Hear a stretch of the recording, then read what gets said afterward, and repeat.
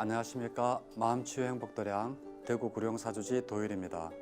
오늘은 율장에 대해서 말씀을 드리고자 합니다. 율장은 위나야라고 합니다. 빨리어로는 위나야라고 하고, 이 율장이 어떻게 해서 만들어졌는가 하면, 율장은 우리나라 헌법이나 회사의 사교나 다른 것처럼 이렇게 동시에 이렇게 만들어진 게 아니라, 어떠한 하나의 사건이 있을 때 그 사건을 계기로 해서 부처님께서 이렇게 계율을 제정을 하셨는 게 바로 율장입니다. 그것을 전부 다 모아놓은 게 바로 율장인데, 이 율장은 언제 만들어졌는가 하면 부처님께서 그 열반에 드실 때, 반열반에 드실 때죠.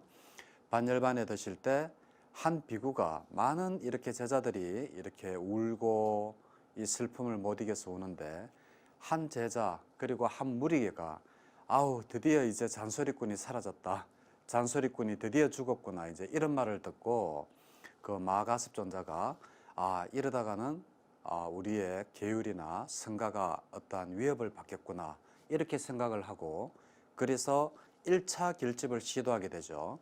그 칠역굴이라는 데 있습니다. 가보면 굴이 이렇게 입구가 그렇게 크지도 않은데 이렇게 굴이 몇 개가 이렇게 딱 있습니다. 한 7개 정도의 작은 구멍들의 굴이 있습니다. 그래서 칠역굴이라고 하죠.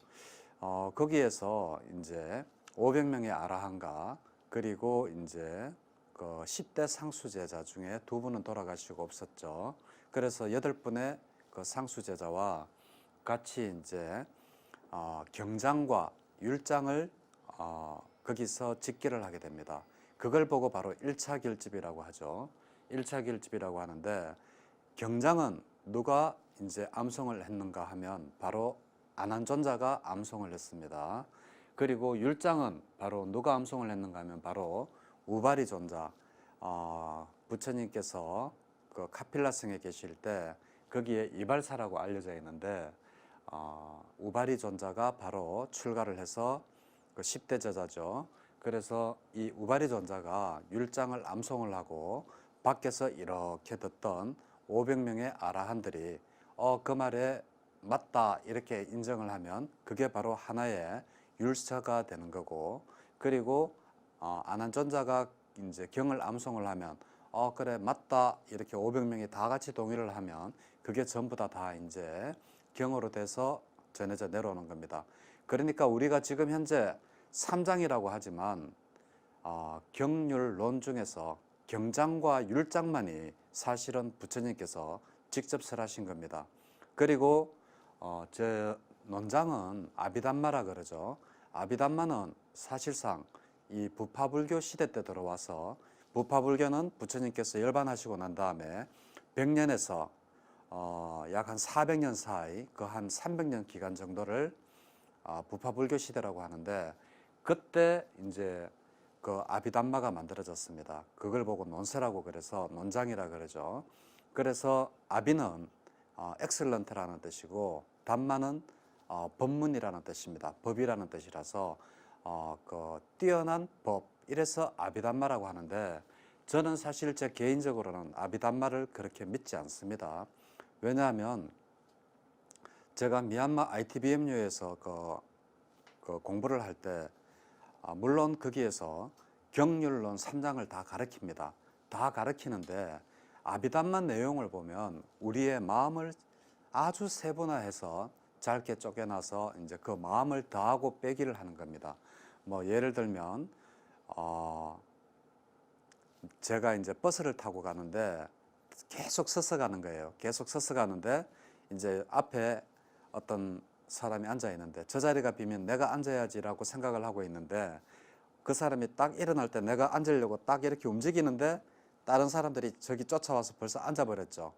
그때 내 마음이 과연 몇 가지가 일어나나, 이제 그런 거를 이제 더하기 빼기 하고 해가지고 뭐 동시에 일어나는 마음 몇 가지, 뭐 마음 몇 가지 해가지고 더하기 빼기 하고 있는데, 저는 미얀마에서조차도 이 논서는 부처님의 직접적인 가르침이 아니라고 해서 믿지 않는 그러한 종파를 저는 직접 봤습니다. 물론 가사는 남방불교 가사, 왼쪽 어깨가 오른쪽 어깨가 드러나고, 그리고 있는데 회색 비슷한 그러한 이러한 가사를 두르고 있고 그렇습니다. 그 사람들의 논리는 단순합니다. 논서는 어차피 400년이라는 시간이 지나서 학생들이 부처님의 그 경륜 대기설법을 하다 보니까 경에도 약간씩 말이 모순이 되는 것들 있죠. 그러한 것들을 바로잡기 위해서 만든 게 아닌가. 이렇게 하면서 그 사람들은 율장을 경장과 율장만 믿고 논장은 아예 취급을 하지를 않더라고요. 그런데 저 또한 아비담마 공부를 이렇게 해봤지만 과연 저는 이렇게 생각합니다. 그 부처님이 그 나무 밑에 앉으셔서 과연 그 더하기 빼기 하고 있었을까? 내한테 지금 일어나는 마음 몇 가지 더하기 뭐 빼기 해가지고 이렇게 해서 지금 내가 일어나고 있는 마음이 몇 가지인가? 그것을 더하기 빼기 하고 있었을까? 저는 그렇게 생각하기 때문에 아비담마를 공부를 했지만 아비담마 논서는 사실상 제 개인적으로 잘 믿지 않습니다. 그래서 저는 올고지 부처님께서 직접 설하신 경장과 율장에 대해서만 말씀을 드립니다. 그래서 이 율장이라는 게 바로 위나야라고 해서 경은 숫다입니다. 아시죠?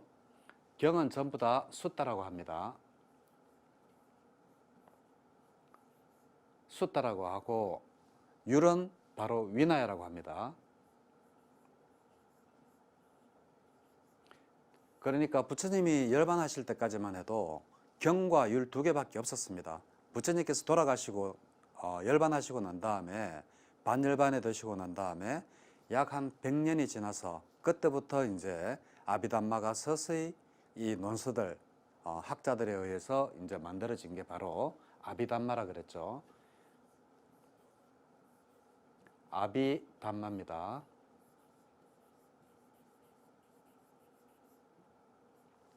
예, 이 아비가 바로 뛰어난 뜻이고 이게 가르침이라는 뜻입니다. 이래서 경율론 3장에서 띠삐닦아라 그럽니다. 세 가지 경전이죠. 그런데 사실 이 아비담마는 조금 좀 생각을 해볼 필요가 있습니다. 왜냐하면 부처님께서 직접 이렇게 설하신 것도 아니고 그 학자들이 나중에 후대에 논서라 그래서 경률 논장이라 그러지 않습니까? 논서기 때문에 논장이라 그럽니다. 그런데 이게 과연 부처님의 말씀과 동일한 말인지 거기에 대한 의문은 저는 사실 조금 가지고 있습니다. 그래서 저는 철저하게 경과 율만 가지고 이야기를 합니다. 자, 그러면 율장은 이제 종류가 있을 것 아닙니까? 부처님께서 이제 어떠한 하나의 사건에 대해서 하나의 계율을 정하셨다고 했습니다. 이제 그러한 계율을 정했는데, 자, 여기에 보면 율장의 종류라 그래서 사분율, 오분율, 십송율, 마하승기율, 빨리율, 티벳율 해가지고 이것 외에도 더 많습니다. 왜 이렇게 그러면 부처님께서는 율장을 하나밖에 제정을 안 했는데 이렇게 많아졌느냐? 그것은 아마 문화적인 차이와 기후 그리고 아마 시대가 흐르면서 그 사회에 어떠한 정서가 많이 반영되어서 이렇게 갈라지지 않았나라고 생각합니다. 자, 그런데 남방불교, 상자불교 사람들이 믿는 게 바로 이 빨리율입니다. 빨리율. 자, 빨리율을 믿고 있습니다. 그리고 우리 대한불교조 교종은 바로 사분율을 따르죠. 이 사분율은 중국과 우리나라 이렇게 해서 이제 일본에도 어떤 종파들은 사분율을 따르고 어떤 종파들은 십송율을 따르기도 한답니다. 자, 그래서 이렇게 크게는 사분율과 지금 현재 대중부의 그 마승기율 그리고 사분율 그리고 상자불교의 빨리율 그리고 티벳 불교의 티벳율 이렇게 해서 율장의 종류가 있습니다. 이 율장의 종류가 다르다는 것은 계율 그 자체도 조금씩 차이가 난다라는 이야기입니다. 그래서 한번 보도록 하겠습니다. 자, 우선 빨리율을 보도록 하겠습니다. 상자불교에서 제가 배웠는 바로 그 빨리율입니다. 우리 대승율이랑은 조금 틀리죠. 자, 첫 번째 우리 대한불교적 예족에서는 비구계가 250개입니다. 그죠? 근데 빨리율에는 227개입니다.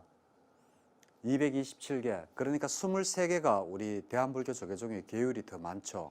계율이 더 많고 비구니계도 마찬가지입니다. 비구니계도 저 빨리율에 보면 311개밖에 안 되는데 우리 대한불교 조계종은 비구니율도 348개나 됩니다. 그러니까 그만큼 지킬 게 더 많아졌죠. 그죠? 그래서 이러한 차이가 아마 추위나 더위 뭐 이러한 것들에 의해서 그리고 또한 문화적인 차이 이러한 것들에 의해서 그 개수가 늘어났지 않나 생각을 해봅니다. 그리고 제가 미얀마 ITBMU에 있을 때 사실 이거를 전부 다 제가 비교를 해봤습니다. 뭐가 있고 뭐가 빠졌는지 전부 다 비교를 해봤는데 그것까지 제가 다 말씀드리면 이거 몇 시간에도 모자랍니다. 그래서 간단하게 제가 말씀을 드리겠습니다. 저 빨리율 마비방가에서 비구계가 227개라 그러고 비구니 비방가라 그래서 여기에서 빨리율에서는 311개가 있습니다. 그리고 우리 대한불교 조계종은 250개, 비구니계 348계율이 있는데 자 우선 한번 볼까요? 자 비구계율 비구가 지켜야 될 계율 227개 이건 빨리율입니다. 빨리율에 의해서 제가 말씀드리는 겁니다. 이건데 자 빠라지카는 똑같습니다. 이 빠라지카는 제가 비교를 해볼 때 같고 그리고 상가디세사라 그래서 우리나라의 성잔제라고 대성불교 조계 대한불교 조계에서는 성잔제라고 그럽니다. 이 성잔제가 이 대성불교가 2개가 더 많더라고요. 제가 그거를 비교를 해보니까 그렇고 그리고 나머지는 아주 미세한 거니까 다 이야기를 안 하겠습니다. 그러면 이 바라이제 빠라지카라 그럽니다. 빨리어로는 빠라지카라 그러는데 이 빠라지카를 이 죄를 지으면 어떻게 되는가? 성단에서 쫓겨나도록 되어 있습니다. 쫓겨나도록 되어 있고 상가디세사돈 뭐냐 하면 상가디세사가 바로 성잔제라 그래서 어떠한 일정 기간 동안에 어떠한 일을 못하도록끔 하는 겁니다.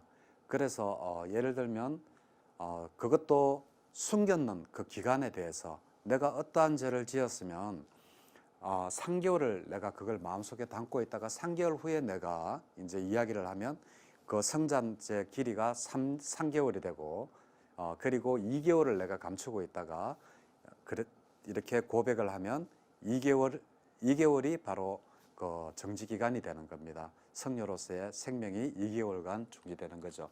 그게 바로 상가디세사입니다. 이 상가디세사가 그러면 고할 때는 어떻게 고하는가? 최소 내가 성단에 알릴 때는 4명의 비구가 있어야 됩니다. 4명의 비구와 같이 이제 성단에 이제 알리는 겁니다. 4명의 비구와 같이 나는 이러한 죄를 지었다. 이러한 상가디세사를 범했다라고 이야기를 하고 그리고 나중에 회복이 될 때는 이제 그 3개월이면 3개월, 1개월이면 1개월 그러한 성잔의 그 계율을 어겼는 그러한 기간 동안의 만큼의 죄를 다 받고 난 다음에는 몇 명이 필요한가 하면 20명의 비구가 필요합니다. 이 20명의 비구가 있는 앞에서 자 나는 이제 회복이 되었다라고 이제 이야기를 하도록끔 이야기가 돼가 있는 게 바로 상가디세사입니다. 성잔제. 지금 사실 나머지 거는 너무너무 소소한 겁니다. 그래서 가장 중요하게 여기는 게 사바라이와 상가디세사 2개를 중요하게 여기죠. 그래서 이 바라이제는 너무나 잘 아시죠? 우리가 쉽게 이야기하는 살투엄망입니다. 살투엄망.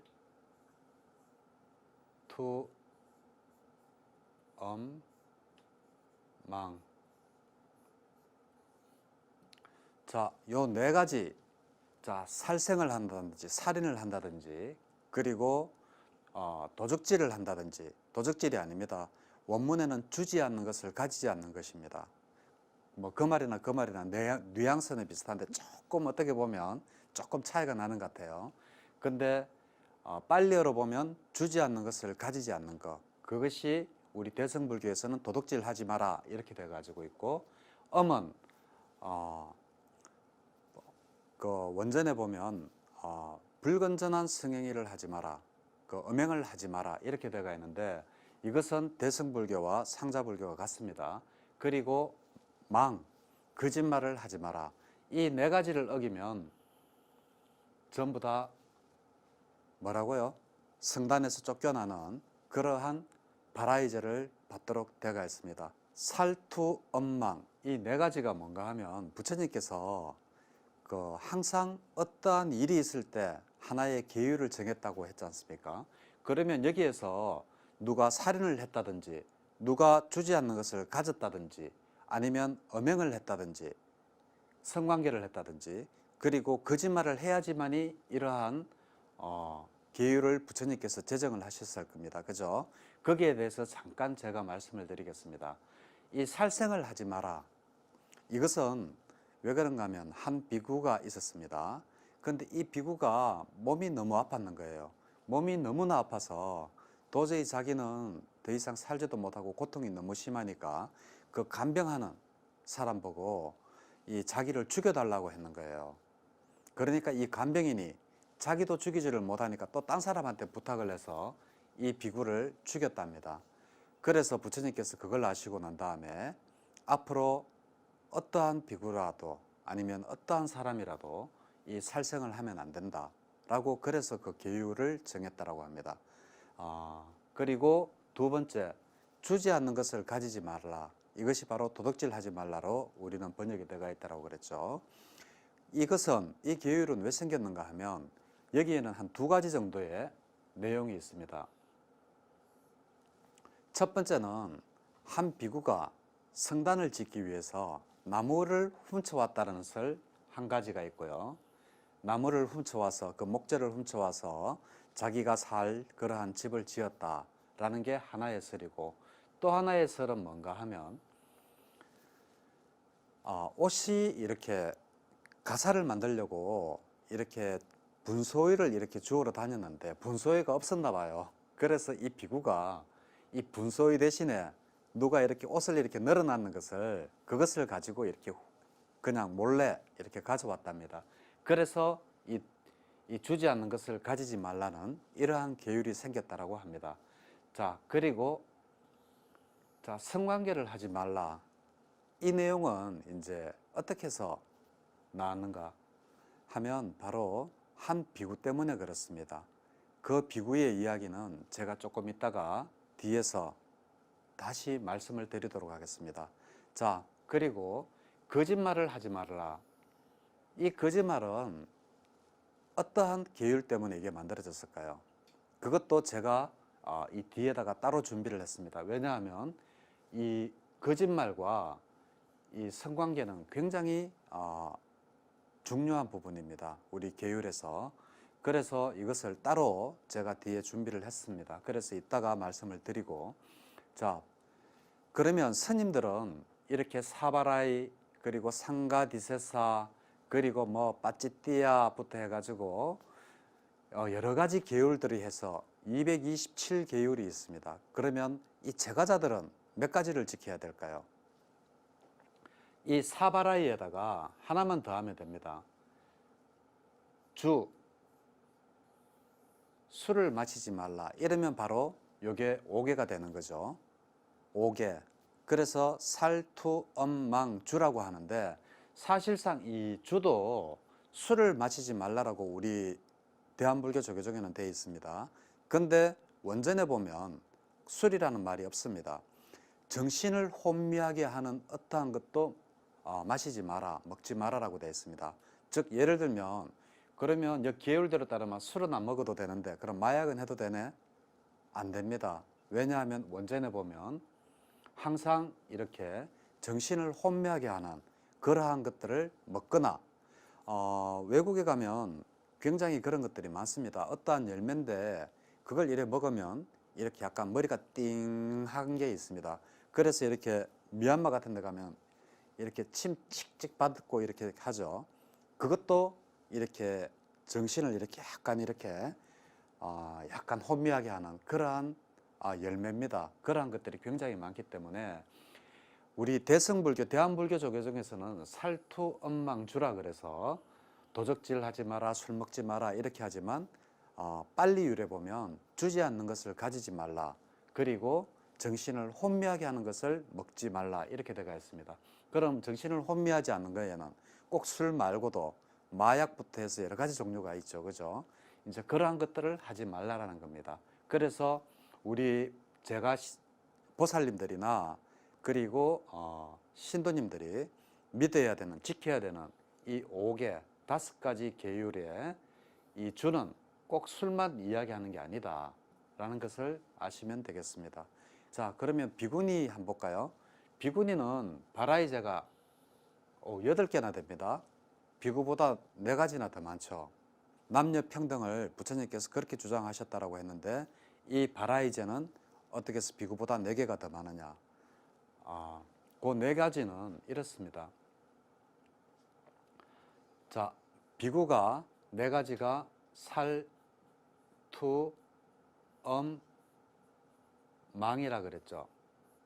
이 4가지를 더 하는 겁니다. 비구니가 어떠한 비구니 성단에서 이 비구니는 어떠한 것을 했는데 그것을 처벌을 했는데도 불구하고 그 처벌이 잘못됐다고 3번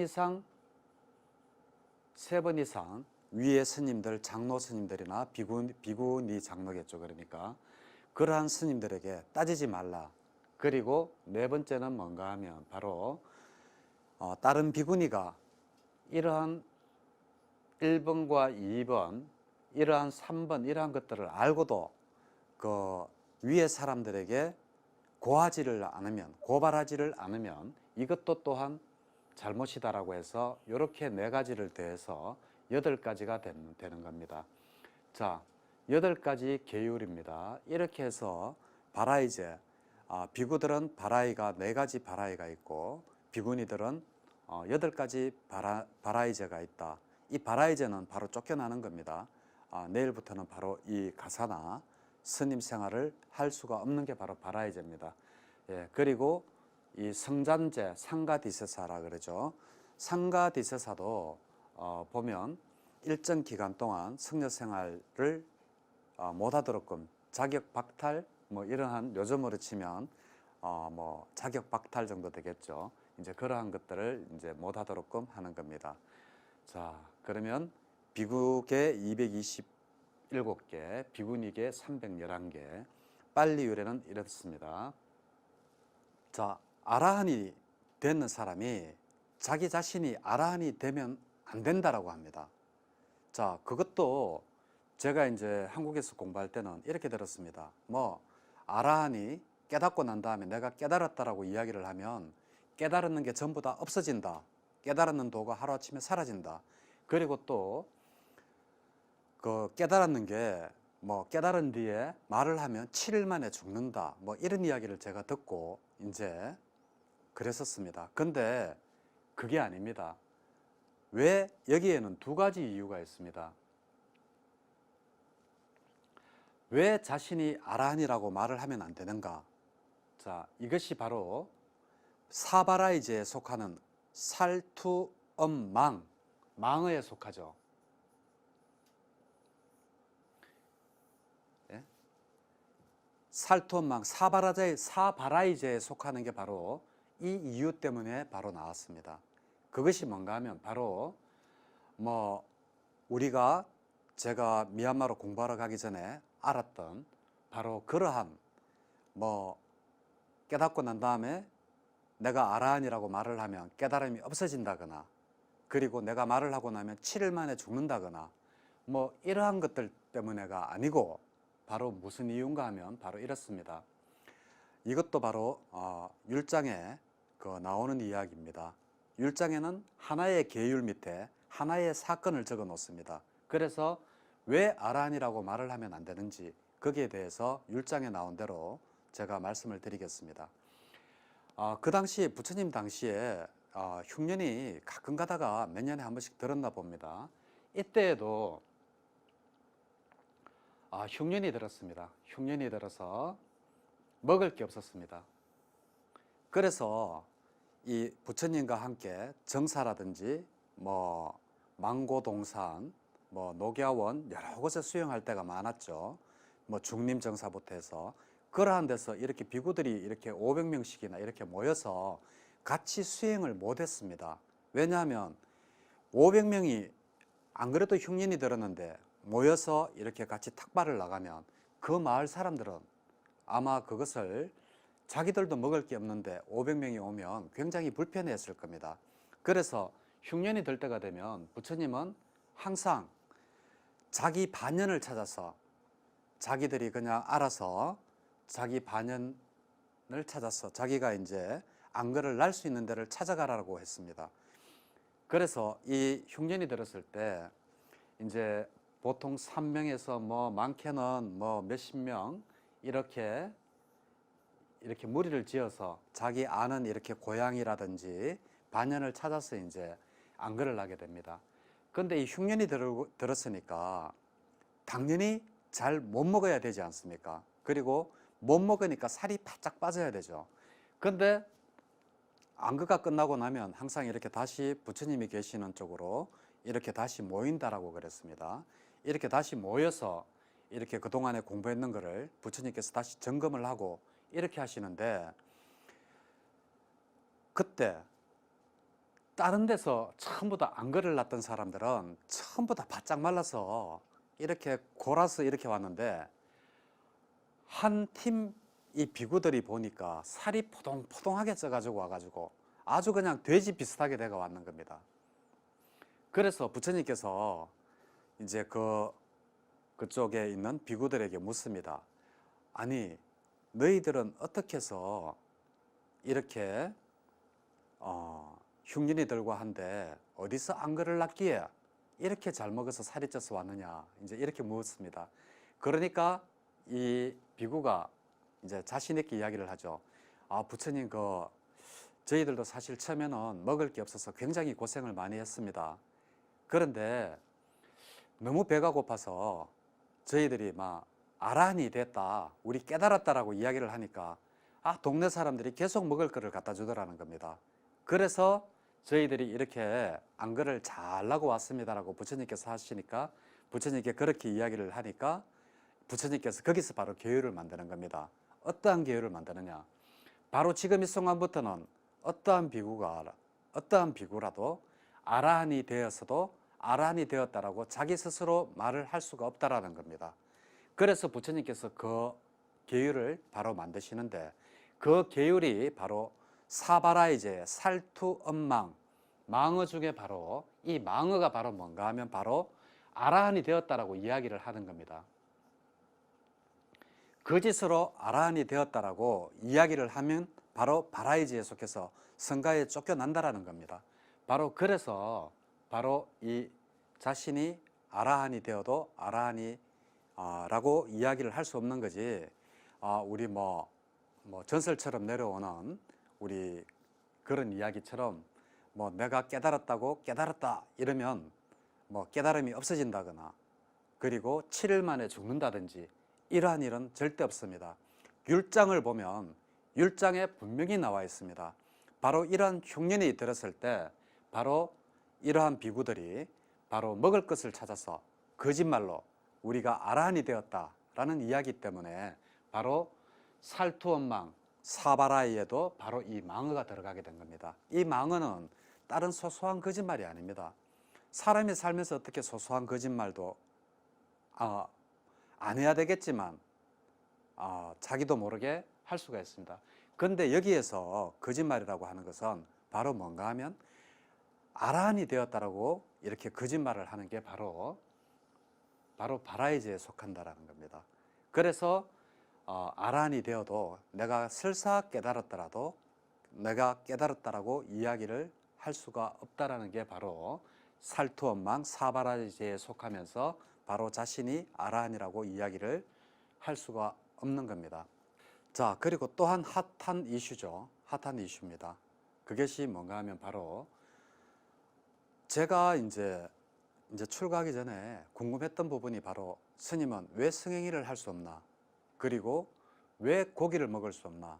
그리고 왜 머리를 스님들은 머리를 깎나, 이제 이런 부분들이 참 궁금했었습니다.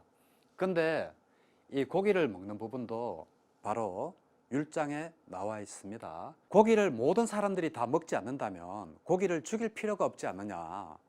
그래서 이 보살계에 보면 고기를 먹지 말아라고 되어 있는 이 계율 때문에 대승불교, 즉 우리나라 불교나 중국 불교, 그리고 일본 불교, 대승불교에서는 고기를 못 먹도록끔 되어 있는 게 바로 이러한 대성보살계 때문이지 부처님의 계율 때문은 아니다라는 게, 그러한 차이가 있다는 걸 말씀을 드립니다.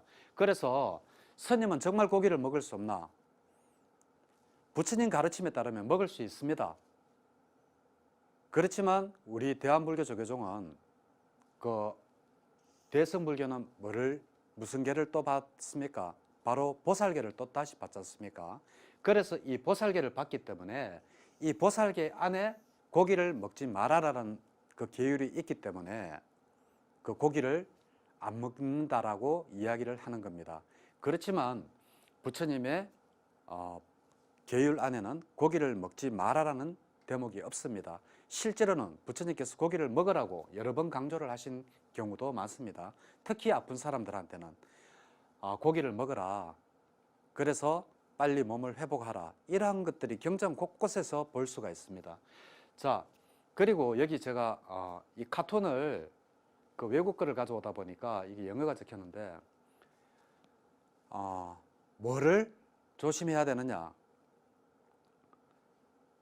어태치먼트, 탐욕입니다. 집착하는 것은 바로 음식이다 라는 것입니다. 이게 그래서 부처님께서는 고기를 먹는 걸 못 먹도록 한 게 아니라 고기를 탐내는 마음, 고기에 집착하는 마음을 경계하라는 것이지 고기 자체를 못 먹도록 했는 것은 아니라는 겁니다. 그런데 대승불교에서는 왜? 바로 우리 대한불교 조계종이 바로 대승불교 아닙니까? 바로 보살계 때문에. 그래서 이 보살계 안에 보면 고기를 먹지 말라는 계율이 있기 때문에 우리 대한불교 조계종 스님은 근본적으로 보살계를 다 받습니다. 다 받기 때문에 고기를 근본적으로 먹을 수가 없습니다. 보살계 때문에 그렇습니다. 그렇더라도 부처님 계율에 따르면 고기를 먹어도 된다. 단 뭐를 조심해라? 바로 attachment. His main attachment was food. 예? 마지막에 제가 이제 항상 끝나기 전에 제가 하는 말 있죠. 오늘은 조금 좀 바꿨습니다. 요즘 경기가 많이 어렵습니다. 그죠? 전부 다들 힘들다라고 합니다. 이럴 때일수록, 경기가 어려울 때일수록 더 힘든 사람이 더 많이 생겨납니다. 자, 요즘 경기가 많이 어렵고 실업 문제도 많고 물가는 많이 올라가고 우리 불자님들 삶도 빡빡해지고 좀 힘이 들겠지만 보시는 나와 남을 청정하게 하고 그리고 나한테 재산을 쌓는 행위입니다. 내가 죽어서도 가져갈 수 있는 그러한 좋은 재산을 쌓는 행위이기 때문에 꼭 절에 보시 많이 하라는 이야기는 하지 않습니다. 혹시라도 주위에 정말 힘들고 정말 이렇게 어려운 사람이 있다면 꼭 보시를 많이 하시기 바랍니다. 돈이 없어도 할 수 있는 보시 있지 않습니까? 따뜻한 말 한마디, 따뜻한 눈빛, 그리고 온화한 미소, 자리를 양보하는 것부터 해서 이러한 돈 안 드는 보시, 삶이 힘들수록 주위에 어려운 사람들을 조금 더 보살펴 줬으면 하는 마음에서 오늘은 보시는 나와 남을 청정하게 하고 무량공덕을 받는다라는 이러한 마지막 멘트로 제가 마지막을 갈무리하고자 합니다. 보시, 어려울수록 보시는 더더욱 중요하다. 한 번 더 강조하면서 오늘 방송을 마칠까 합니다. 네, 감사합니다.